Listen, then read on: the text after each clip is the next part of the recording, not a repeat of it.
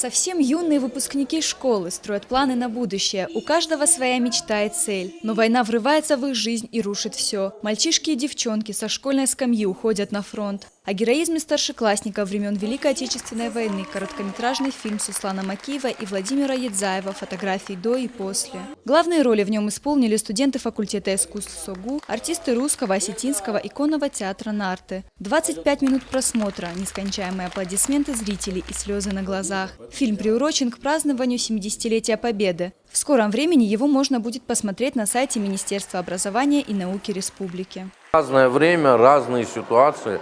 Вот наши предки в этой разной ситуации повели себя геройски, они выиграли войну. И я бы всем пожелал, чтобы это была главная и последняя победа, чтобы не надо было больше в бою доказывать ничего. Так, на других площадках, там, творческих, спортивных там, и так далее, и так далее.